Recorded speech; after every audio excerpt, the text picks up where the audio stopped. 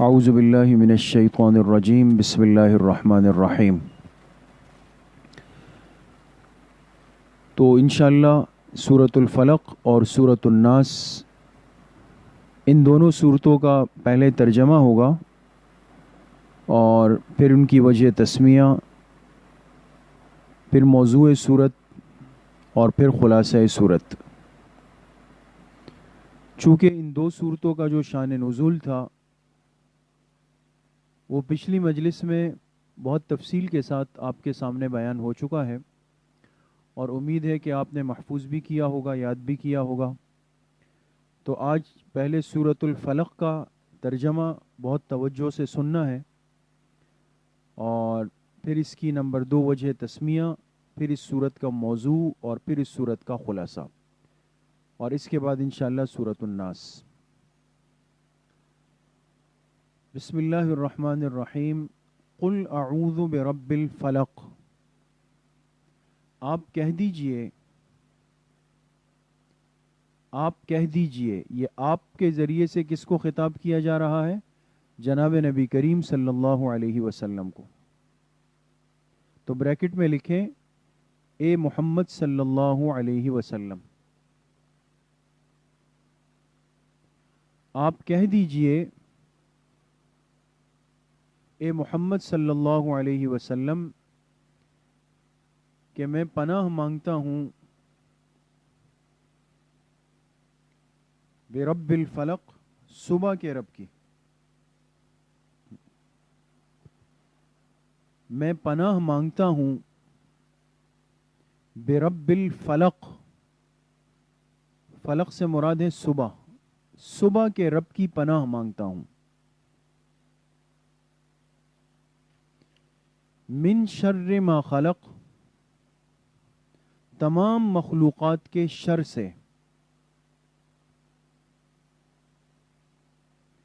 تمام مخلوقات کے شر سے، یعنی اللہ تعالیٰ نے جتنی بھی مخلوقات دنیا میں پیدا فرمائی ہے، اگر کسی مخلوق سے کوئی بھی شر مجھے پہنچ سکتا ہے تو ہر اس شر سے میں پناہ مانگتا ہوں۔ ٹھیک ہے؟ تمام مخلوقات کے شر سے۔ وَمِن شَرِّ غَاسِقٍ اِذَا وَقَبَ، اور اندھیری رات کے شر سے، اندھیری رات، غاسق کہتے ہیں اندھیری رات کو، اندھیری رات کے شر سے، اذا وقب، جب کہ وہ چھا جائے۔ جب رات اندھیری ہو جاتی ہے نا، خوب اندھیرا، گھپ اندھیرا ہو جاتا ہے، جب وہ چھا جائے۔ وَمِن شَرِّ النَّفَّاثَاتِ فِي الْعُقَدِ، اور گرہوں پر پھونکنے والیوں کے شر سے۔ گرہوں پر، آپ نے شان نزول میں سنا تھا نا کہ اس جادوگر لبید ابن عاصم نے آپ علیہ الصلاۃ والسلام کے بال مبارک میں گرہیں لگائی تھی۔ گرہیں تو جانتی ہیں نا، جیسے گانٹھ لگاتی ہیں، گرہ لگانا۔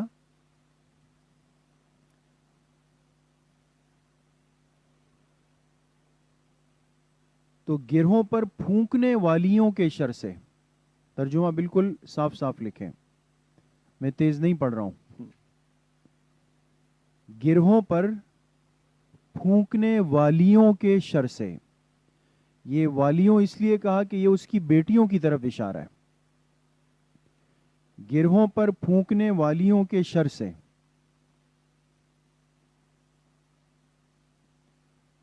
وَمِن شَرِّ حَاسِدٍ اِذَا حَسَدَ، اور حسد کرنے والے کے شر سے جب وہ حسد کرنے لگے۔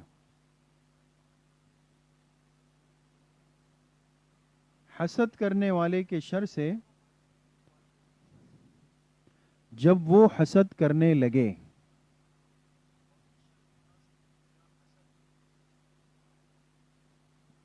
لکھ لیا؟ یہ ہے سورۃ الفلق کا ترجمہ۔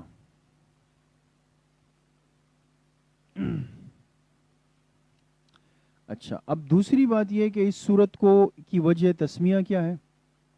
اس سورت کو سورۃ الفلق کیوں کہتے ہیں؟ تو بالکل آسان سی بات ہے کہ اس کی پہلی ہی آیت میں لفظ کیا آیا ہے؟ فلق آیا ہے، فلق۔ آپ نے فلق کا ترجمہ ابھی کیا لکھا؟ صبح۔ اصل میں لغت والوں نے لکھا ہے کہ جو صبح کی پہلی روشنی ہوتی ہے نا، بالکل پہلی روشن جو کرن نکلتی ہے، اس کو فلق کہا جاتا ہے۔ تو آسانی کے لیے ترجمہ یہ کیا گیا کہ صبح کے رب کی۔ خیر، تو سورۃ الفلق اس لیے کہتے ہیں کہ اس کی پہلی ہی آیت میں لفظ فلق آیا ہے۔ ٹھیک ہو گئی بات؟ تیسری بات یہ کہ اس سورۃ الفلق کا موضوع کیا ہے، یہ بہت اہم بات ہے اور اس کو خوب غور سے سننا ہے، اس لیے کہ دو صورتیں ہیں، سورۃ الفلق اور سورۃ الناس۔ اور آپ کو گزشتہ درس میں ایک بات بتائی تھی کہ دونوں صورتیں جب مل جائے تو ان کو کیا کہتے ہیں؟ معوذتین، ان کو معوذتین کہتے ہیں۔ ٹھیک ہے نا؟ یعنی حفاظت دینے والی صورتیں۔ اب یہ دونوں صورتیں جو ہیں نا، سورۃ الفلق اور سورۃ الناس، اس کی برکت سے اللہ پاک بندے کی حفاظت فرماتے ہیں، لیکن پھر فرق یہ ہے کہ سورۃ الفلق میں حفاظت الگ چیز سے ہے اور سورۃ الناس میں حفاظت الگ چیز سے ہے، وہ ابھی آپ کو سمجھ آ جائے گی۔ لکھے موضوع سورت: طریق حفاظت جان، طریق حفاظت جان از موذیات مخفیہ، طریق حفاظت جان از موذیات مخفیہ۔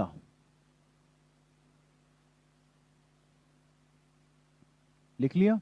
کیا مطلب؟ بریکٹ میں لکھ لیں تاکہ آپ کے لیے آسان ہو جائے۔ چھپ کر تکلیف دینے والی چیزوں سے، چھپ کر، مخفی کہتے ہیں نا چھپی ہوئی، چھپ کر تکلیف دینے والی چیزوں سے جان کی حفاظت کا طریقہ، چھپ کر تکلیف دینے والی چیزوں سے جان کی حفاظت کا طریقہ کیا ہے؟ اب اللہ پاک نے ہم سب کو جسم دیا ہے نا، یہ جسم اللہ پاک کی ایک نعمت ہے، یہ ہماری جان ہے۔ کہتے ہیں نا بھائی اس کی جان چلی گئی، میری تو جان اٹک گئی تھی۔ یہ تو یہ جو ہمارا ظاہری جسم ہے نا، بہت ساری چیزیں اس کو نقصان پہنچاتی ہے چھپ کر، یعنی خفیہ طور پہ نظر نہیں آتی۔ اب مثال کے طور پہ ایک بات عرض کر رہا ہوں کہ آپ باہر نکلے اور خدا نخواستہ کسی بچے نے پتھر مارا اور کسی کے پیر پہ لگ گیا، اس پیر سے جسم کو تکلیف ہو گئی پتھر سے، تو یہ پتھر نظر آ رہا ہے یا چھپا ہوا ہے؟ نظر آ رہا ہے نا۔ لیکن بعض تکلیف دینے والی چیزیں ہوتی ہیں مخفی، چھپی ہوئی ہوتی ہے، اس مخفی چیز سے، جو مخفی چیز انسان کو نقصان پہنچائے، اس سے جان کی حفاظت کا طریقہ کیا ہے؟ یہ ہے سورۃ الفلق کا موضوع۔ ٹھیک ہے؟ نمبر 4 ہے خلاصہ سورت۔ سورۃ الفلق کا خلاصہ کیا ہے؟ یہ سورت کہنا کیا چاہتی ہے؟ اس کا پیغام کیا ہے؟ خلاصہ بھی بہت اہم ہے، لکھیں: حاسد اپنے حسد کی آگ میں، حاسد اپنے حسد کی آگ میں انتہا تک جا سکتا ہے۔ دیکھیں، اندازہ لگائیں، حاسد اپنے حسد کی آگ میں انتہا تک جا سکتا ہے۔ آپ نے دیکھا نا، اس یہودی کو آپ علیہ الصلوۃ والسلام سے حسد تھا تو کہاں تک گیا؟ آپ پر جادو کیا، تکلیف دیا آپ کو۔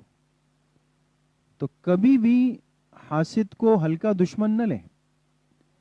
آج حاسدین بہت زیادہ ہوتے ہیں، دل میں حسد رکھتے ہیں،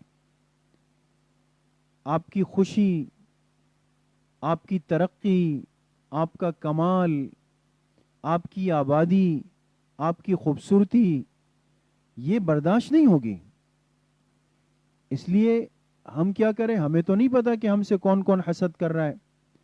تو اس لیے حکم دیا کہ سورۃ الفلق اور سورۃ الناس پڑھیں اور اپنے اوپر دم کریں. اس سے اللہ پاک حسد سے بچا دیتے ہیں انسان کو. سمجھ گئے؟ یہ ہے اس سورت کا خلاصہ.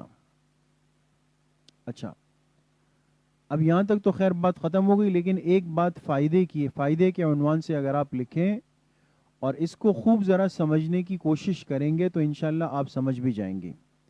ایک طالب علمانہ نکتہ ہے، اس کو لکھ لیں، انشاءاللہ آپ کو سمجھ آ جائے گا. میں سمجھانے کی کوشش کر رہا ہوں. فائدہ لکھا؟ اچھا، اب قلم روک لیں، لکھیں نہیں، پہلے میری بات پہ غور کریں. سمجھ آ جائے گا تو پھر انشاءاللہ میں آپ کو لکھوا بھی لوں گا. لکھیں نہیں، میری بات پہ غور کریں اور قرآن کریم کی طرف دیکھیں. دیکھیں، آپ نے ترجمہ کیا قل اعوذ برب الفلق. کیا ترجمہ کیا؟ میں پناہ مانگتا ہوں یا مانگتی ہوں. میں پناہ مانگتا ہوں. پناہ مانگنے والے کو عربی میں کہتے ہیں مستعیذ. مستعیذ، میم سین تا عین یا ذال. ابھی سنیں صرف غور سے، میں لکھواتا ہوں پھر. مستعیذ، پناہ مانگنے والا، اس کو عربی میں کیا کہتے ہیں؟ مستعیذ. ٹھیک ہو گئی بات؟ اس لفظ کو ذہن میں رکھیں. اچھا، آگے آپ نے کہا کہ میں پناہ مانگتی ہوں برب الفلق. کس کی پناہ مانگی آپ نے؟ صبح کے رب کی، یعنی اللہ تعالی کی. پناہ مانگنے والا میں، ٹھیک ہے؟ یعنی مستعیذ کون ہو گیا؟ میں ہو گیا، اور آپ ہو گئی نا. اچھا، پناہ ہم نے کس سے مانگی؟ اللہ پاک کی. اللہ پاک سے مانگی نا. اب جس کی پناہ مانگی جائے اس کو عربی میں کہتے ہیں مستعاذ بھی. مستعاذ بھی، یہ دو الفاظ ہو گئے. پہلا لفظ کیا تھا؟ مستعیذ. مستعیذ کس کو کہتے ہیں؟ پناہ مانگنے والا. اور مستعاذ بھی کس کو کہتے ہیں؟ جس کی پناہ مانگی گئی. وہ کون ہے؟ اللہ تعالی. ٹھیک ہو گئی بات؟ اچھا، اب غور کریں کہ میں نے پناہ مانگی، اور کس کی پناہ مانگی؟ اللہ تعالی کی پناہ مانگی. کس چیز سے پناہ مانگی؟ اب آپ دیکھیں آیات میں آپ نے کتنی چیزوں سے پناہ مانگی ہے؟ 4 چیزوں سے. آپ غور کریں، آیت نمبر 2 میں آپ نے کہا من شر ما خلق، تمام مخلوق کے شر سے. ایک، ومن شر غاسق اذا وقب، اندھیری رات کے شر سے جب وہ چھا جائے. نمبر 2، ومن شر النفاسات فی العقد، گرہوں پر پھونکنے والیوں کے شر سے. یہ نمبر 3 ہو گیا. ومن شر حاسد اذا حسد، حسد کرنے والے کے شر سے جب وہ حسد کرنے لگے. یہ ہو گیا نمبر 4. ٹھیک ہے؟ تو پناہ مانگی میں نے، میں کیا بنا؟ مستعیذ، پناہ مانگنے والا نا. کس کی پناہ مانگی؟ اللہ تعالی کی. تو اللہ تعالی کیا ہو گئے؟ مستعاذ بھی. کتنی چیزوں سے پناہ مانگی؟ 4. یہ 4 چیزیں ہو گئی مستعاذ من ہو. کسی کو کچھ بات سمجھ میں آئی؟ سمجھ گئے؟ تو اب دیکھیں پوری سورت کے اندر، اب میں آپ سے پوچھتا ہوں، پوری سورت کے اندر مستعیذ کتنے ہیں؟ 1 ہے. ہر بندہ جو یہ سورت پڑھ رہا ہے وہ کیا ہے؟ مستعیذ ہے. اور مستعاذ بھی کتنے ہیں؟ 1، اللہ تعالیٰ کی ذات. اور مستعاذ منہ کتنے ہیں سورت میں؟ 4 ہے. سمجھ میں آ گئی؟ اب لکھیں فائدے کے عنوان سے. اس سورۃ الفلق میں ایک مستعیذ ہے. مستعیذ بریکٹ میں لکھیں اس کے ساتھ پناہ مانگنے والا. ایک مستعیذ ہے اور مستعیذ کے اوپر چھوٹا سا لکھیں بندہ، اس لیے کہ ہم پناہ مانگ رہے ہیں نا. ایک مستعیذ ہے لکھ لیا. آگے لکھیں ایک مستعاذ بھی ہے. ایک مستعاذ بھی بریکٹ میں لکھیں جس کی پناہ مانگی گئی. جس کی پناہ مانگی گئی لکھ لیا. اور مستعاذ بھی کے اوپر لکھیں اللہ تعالی.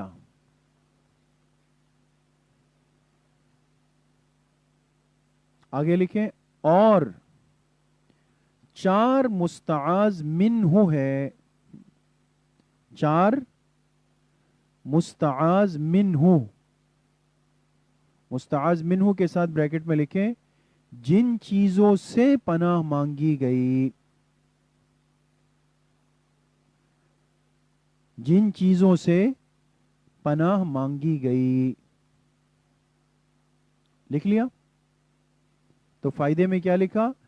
اس سورۃ الفلق میں ایک مستعیذ ہے، ایک مستعاذ بھی ہے اور 4 مستعاذ منہ ہے. امید ہے کہ سمجھ آ گئی ہوگی، اللہ کرے کہ سمجھ آ گئی ہو. مستعیذ سے مراد کون ہے؟ کیا لکھا اس کے اوپر؟ بندہ. آپ لکھیں بندی. ٹھیک ہے. مستعاذ بھی کے اوپر کیا لکھا؟ اللہ تعالی، وہ بھی ایک ہے. اور مستعاذ منہ کتنے ہیں؟ 4 ہے، جو آیت نمبر 2 3 4 5 4 چیزوں سے پناہ مانگی گئی نا، تو وہ چاروں چیزیں کیا ہے؟ وہ ہے مستعاذ منہ. ٹھیک ہے. تو یہ بھی تھوڑا تھوڑا اس کے ساتھ جو تفسیر میں ایک علمی مزاج ہوتا ہے نا، اس کو بھی ساتھ رکھیں. آہستہ آہستہ آگے چل کر انشاءاللہ یہ بالکل آپ کے مزاج کا حصہ بن جائے گی. ابھی تو یہ چیزیں مشکل لگتی ہے، لیکن آپ نے غور کیا نا، آہستہ آہستہ چل کر یہ مزاج کا حصہ خود بن جاتی ہے. تو اس سے پریشان نہ ہو، بس یہ الفاظ ذہن میں رکھیں. ابھی آپ نے جیسے لکھ لیا نا، اس کو تھوڑا سا بعد میں دیکھ لیجئے گا. تو مستعیذ یہ لفظ جب آئے تو اس کے معنی پناہ مانگنے والا، وہ ہم لوگ ہیں. مستعاذ بھی جس ذات کی پناہ مانگی گئی، وہ کون ہے؟ وہ اللہ تعالی ہے. مستعاذ منہ جن چیزوں سے پناہ مانگی گئی، وہ کتنی چیزیں ذکر ہوئی؟ وہ 4. ٹھیک ہے. یہ سورۃ الفلق میں. اب مثال کے طور پہ ایک ایسی بات کر رہا ہوں، شاید آگے ششمائی امتحان آ رہا ہے، تو اس میں MCQs اگر بالفرض اگر وہی ترتیب ہم نے رکھی تو ایک سوال بن سکتا ہے کہ سورۃ الفلق میں مستعیذ کتنے ہیں، مستعاذ بھی کتنے ہیں، مستعاذ منہ کتنے ہیں. ایک سوال یہ بھی آ سکتا ہے اور اس کے 5 نمبر ہوں گے. ایک مثال دے رہا ہوں، تو اس لیے ہر چیز کو لکھیں بھی اور اس کی خوب تیاری بھی کیا کریں. ٹھیک ہے. تو یہ آج بہرحال کوشش تو یہ تھی کہ سورۃ الناس بھی ہو جائے، لیکن شروع میں تھوڑا سا وہ اسپیکر کا مسئلہ بھی ہو گیا، وقت بھی کم ہے ابھی. تو خیر اس کو اچھی طرح دیکھ لیجئے گا. اس سورت کا ترجمہ بھی، شان نزول بھی، موضوع سورت بھی، خلاصہ سورت بھی، اور جو فائدہ آپ کو لکھوایا نا، اس کو بھی اچھے طریقے سے دیکھ لیجئے گا. ٹھیک ہے. باقی انشاءاللہ اگلی مجلس جو ہوگی اس میں سورۃ الناس کو پورا کریں گے. اللہ کریم مجھے بھی آپ سب کو صحیح عمل کی توفیق نصیب فرمائے. وآخر دعوانا ان الحمد للہ رب العالمین.